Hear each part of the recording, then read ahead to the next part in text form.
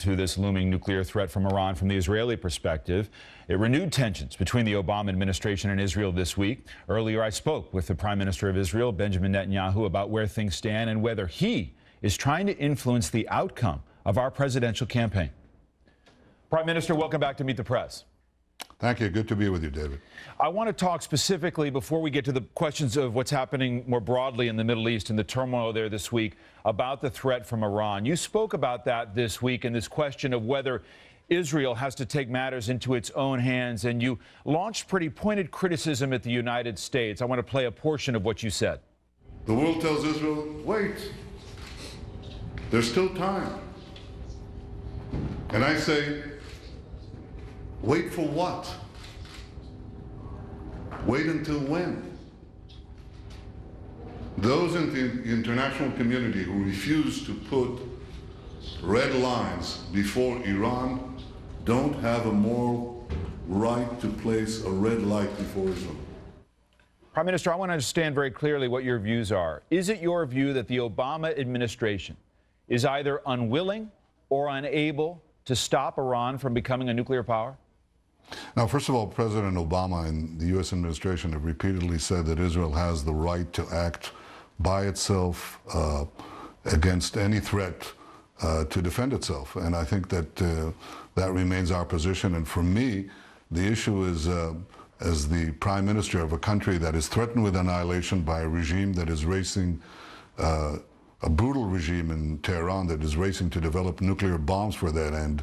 Obviously, we cannot delegate the job of stopping Iran, if all else fails, to someone else. That was the main point that I was saying there, was directed at the general international community. A lot of leaders call me, tell me, don't do it, it's not necessary.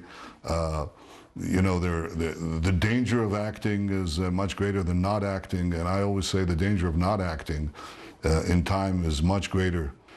Because Iran with nuclear weapons would mean that the kind of fanaticism that you see storming your embassies would have a nuclear weapon. Don't let these fanatics have nuclear weapons. Prime Minister, let's be clear. You were upset with this administration. The Secretary of State, Hillary Clinton, had said in an interview that there were no deadlines by this administration in terms of what Iran should or shouldn't do by a date certain. That's what led to those remarks. And so my question still stands. Is it your view that this administration is either unwilling or unable to stop Iran from developing a nuclear weapon?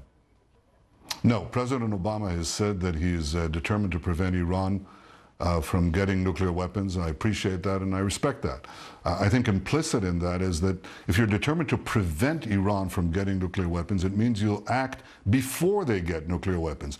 I just think that it's important to communicate to Iran that there's a line that they won't cross. I think a red line in this case works to reduce the chances of the need for military action, because once the Iranians understand that there's a line that they can't cross, they're not likely to cross it. You know, when President Kennedy set a red line in the Cuban Missile Crisis, he was criticized, but it turned out it didn't bring war. It actually pushed war back and probably purchased decades of peace with the Soviet Union. Conversely, when there was no American red line set before the Gulf War, Saddam Hussein invaded Kuwait, and maybe that war could have been avoided. And I can tell you, David, that Iran has been placed with some clear red lines on a few matters, and they've avoided crossing them. So I think that as they get closer and closer and closer to the achievement of weapons-grade material, they're very close. They're 6 months away from being about 90% of having the enriched uranium for an atom bomb. I think that you have to place that red line before them now, before it's too late. That was the point that I was making. As a Prime Minister of Israel, has Iran crossed your red line? Well, the way I would say it, David, is they're in the red zone. You know, they're in the last 20 yards, and you can't let them cross that goal line. You can't let them score a touchdown, because that would have unbelievable consequences, grievous consequences for the peace and security of us all, of the world, really. That seems to be a newer development from your way of thinking, that they are now in a red zone. And to use the sports metaphor, you won't let them cross the goal line. Is Israel closer to taking action into its own hands? We always reserve the right to act, but I think that if we are able to coordinate together a common position, we increase the chances that neither one of us will have to act. Iran is very cognizant of the fact of its degrees of freedom, and as the IAEA report says, not only have they not stopped, they actually rushed forward. They're rushing forward with their enrichment program, and I think it's very important to make it clear to them that they can't just proceed with impunity. Your criticism, your calling on President Obama to set this red line comes in the middle of a heated presidential campaign. You understand the American political system very well. You're very sophisticated in that regard. In your view, would Governor Mitt Romney, as President Romney, make Israel safer? Would he take a harder line against Iran than President Obama, in your judgment? God, I'm not going to be drawn into the American election. And what's guiding my statements is not the American political calendar, but the Iranian nuclear calendar. They're just, if they stopped spinning the centrifuges and took time out for the American elections, I wouldn't have to talk, and I wouldn't have to raise this issue. But as the Prime Minister of Israel, knowing that this country committed to our destruction is getting closer to the goal of having weapons of mass destruction, then I speak out. And it's really not a partisan political issue. And I think it's important for anyone who's the President of the United States to be in that position of preventing Iran from having this nuclear weapons and nuclear weapons capability. And I'm talking to the President. I just talked to him the other day.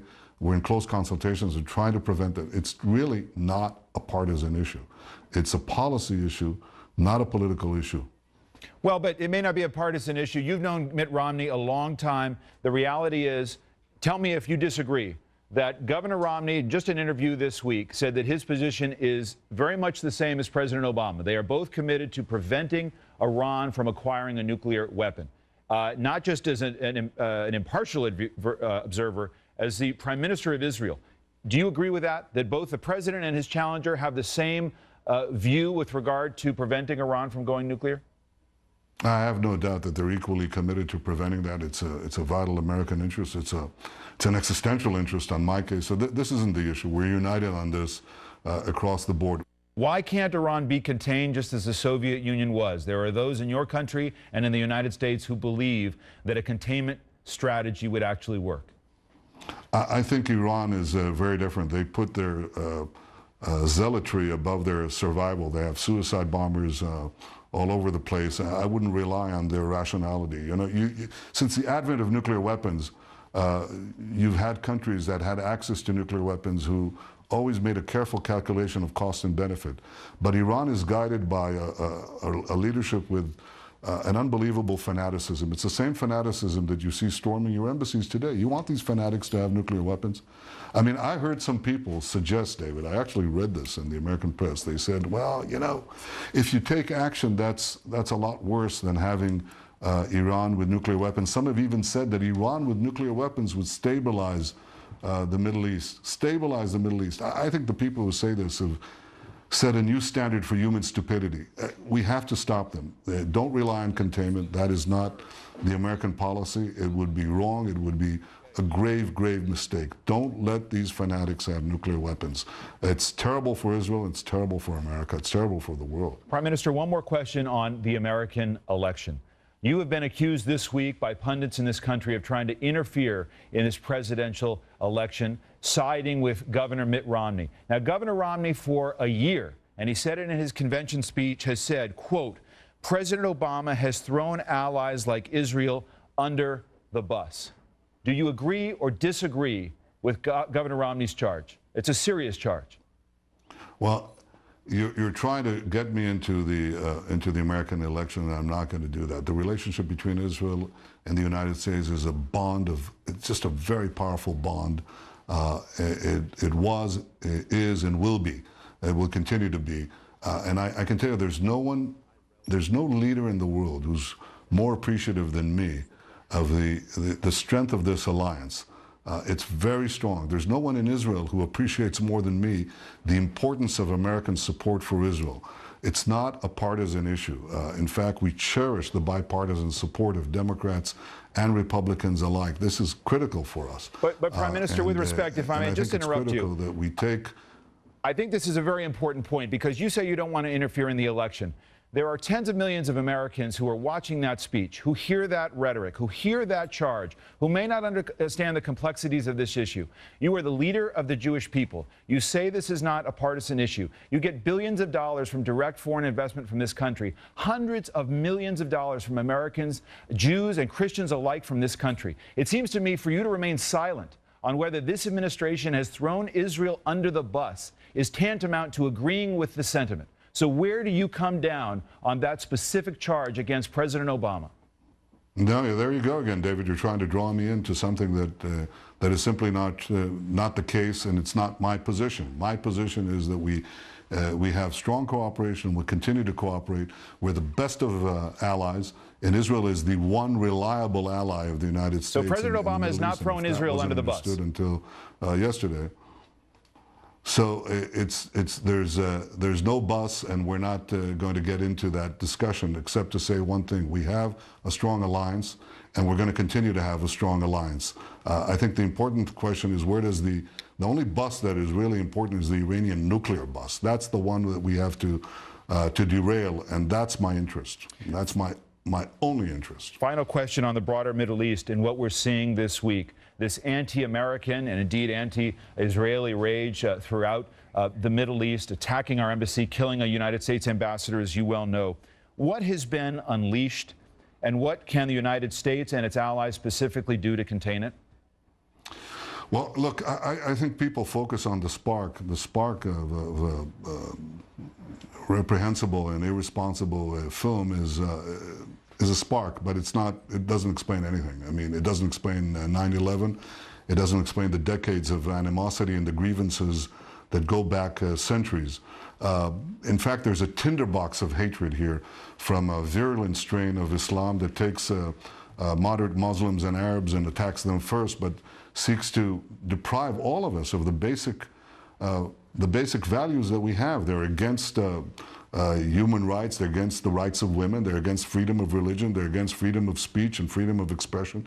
They're against all the things that we value. They're against tolerance. They're against pluralism, and they're against freedom. And they view not your policies, but you, the very existence of the United States and its values, and by extension Israel, they view that as an intolerable crime. And we have to understand that. We have to deal with it, and we have to be in close support, because in this vast expanse of land, you can understand why they're so antagonistic to us. Because for them, we are you and you are us. And at least on this point, they're right. Finally, Prime Minister, did you feel snubbed not getting a face-to-face meeting with President Obama in New York during the upcoming UN meetings? Would you like to have that face-to-face encounter? Would it be helpful to your relationship at this point? You know, I'm always pleased and happy to have a conversation with President Obama. I think he's met me more than any other leader in the world, and I appreciate that. We've had our discussions. Our schedules on this visit didn't work out. I come to New York, he leaves New York. But we continue in close consultations. We have urgent business, Israel and America, to prevent Iran from getting nuclear weapons. I think it's important to delineate a red line for Iran, so we're not faced with the conundrum of what to do if we don't place a red line and they just proceed to the bomb. Prime Minister, thank you very much for your time. Thank you to all of you.